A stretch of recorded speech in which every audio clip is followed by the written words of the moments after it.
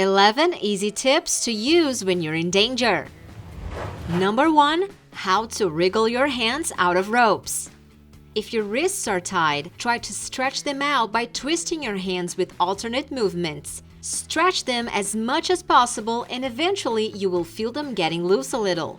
Bring it closer to your face and try to grab the strands with your teeth and pull it over your hand. Repeat this technique until you're finally out.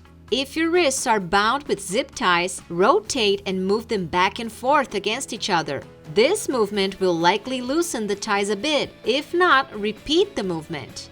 Also, while your hands are tied, clench your fist. It will expand the muscles in your hands and the ties will feel looser once you relax your muscles again. This will let you get your hands out of the plastic cords. Number 2. Under deep water. So imagine you are in deep water but you can't swim. It may seem it's an already lost battle, but you still have a chance to win. First of all, try not to panic. If you get worked up, you will end up gulping water and will end up in worse condition. What you should do is lay back and calm yourself down. When you're on your back, keep your head tilted a bit back. That head position will cause your legs to float to the surface or at least rise a little. Then you are free to take as many breaths as you can. The air in your lungs will help you remain afloat. Once you're more calm, try to get someone's attention by waving your hands or yelling.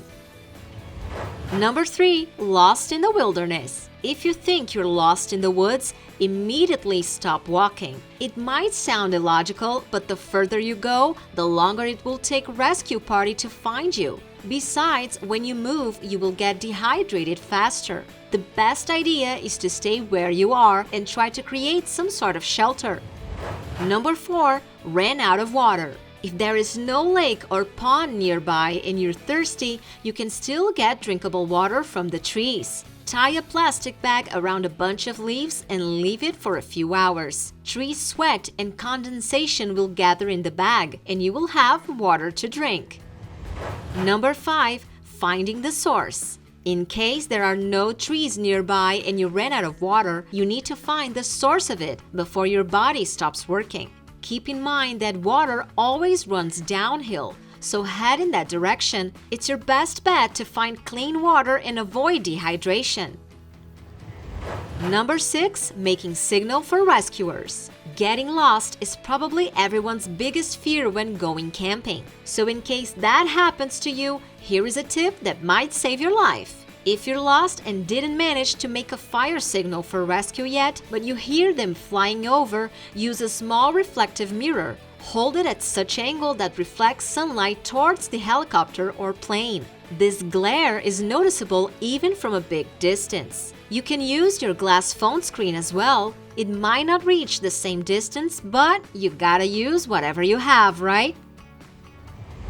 Number 7. Making matches waterproof. Well, it's important to never go on a hike without some means to make a fire. A lighter sounds great, but you can still drop it in water or simply lose it.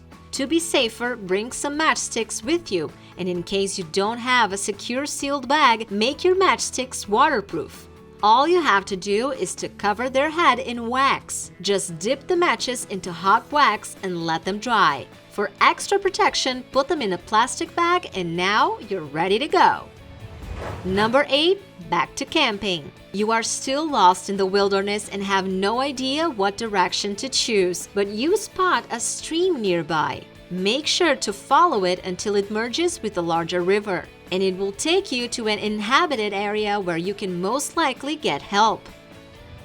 Number 9. Don't build a fire inside a cave. Imagine you are wandering in the wilderness, lost, and the sun is setting, when suddenly you see a cave. That will make a perfect shelter for days, unless you do this fatal mistake, which is building a fire inside the cave. The thing is, the heat from the fire will cause the rocks, hence walls and ceiling of your shelter, to expand, causing them to collapse and fall. If you're lucky, you can get out before that happens, but if not, you may get trapped in a rock fall or a landslide. The best option here is to build a fire outside the cave, using the cave only to sleep and shelter from rain. That way you will stay warm and safe.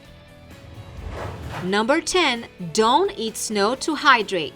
Well, let's say you are surrounded by snow and with no drinking water on hand. What should you do? On contrary of what many believe, eating snow is not the best way to rehydrate. In fact, this will lead to further dehydration. When you put a bunch of snow into your mouth, your body will spend energy to warm it up and transform it in liquid. Therefore, you will lose liquids faster. Besides the fact that snow can give you hypothermia, it may also contain harmful bacteria that will cause an infection. So what you should do if there is no other option is to warm it up using your hands first before you consume, and stay away from the stuff that doesn't look fresh and white.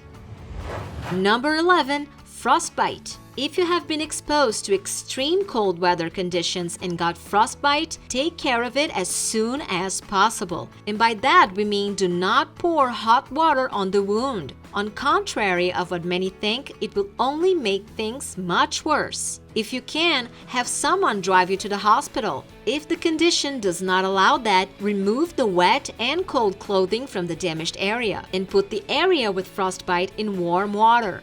However, it's best to stay away from the cold for a while to make sure the damaged part won't freeze again, and keep the part elevated to reduce any swelling.